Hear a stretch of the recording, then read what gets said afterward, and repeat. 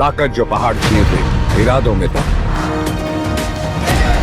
मैं आत्माओं से सिर्फ बात नहीं करता।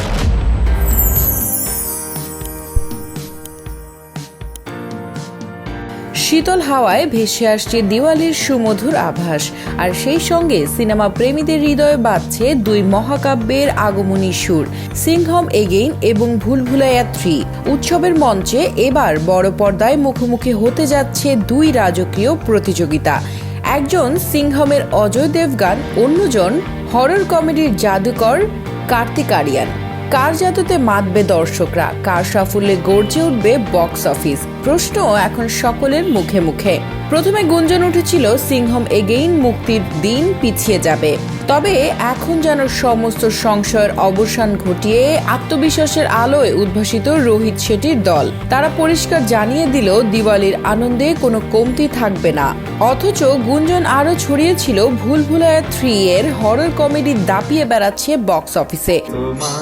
दरवाजे तो बंद होते ही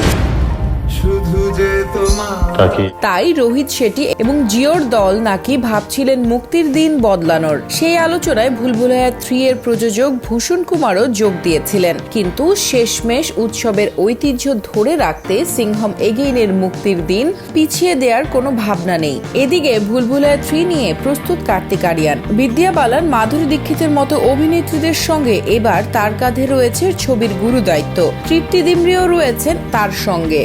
জোড়া ভূতের কাহিনী নিয়ে তৈরি এই সিনেমা, যেখানে রহস্য আর হাস্যরসের ফাঁদে আটকে যাবে দর্শক। তবে শুধু মুক্তির দিন নয়, সিংহম এগেইনের জন্য রয়েছে আরো এক চমক। শোনা যাচ্ছে শেষ মুহূর্তে সিনেমার ক্লাইম্যাক্স বদলে দিয়েছেন রোহিত শেঠি। ভিলে পার্লের গোল্ডেন টোবাকো কারখানায় নতুন করে শুটিং হয়েছে এই দৃশ্যের, যেখানে রাক্ষসের পোশাকে ফোক নির্ভর টুইস্ট এনে নাটকীয় মোড় দিয়েছেন পরিচালক। এই যুদ্ধের ময়দানে জয় হবে কাদের? অজয় দেবগানের সিংহমের বজ্রকণ্ঠে কি হার মানবে কার্তিক আরিয়ানের হাস্যকর ভুতুরে মজার খেলা?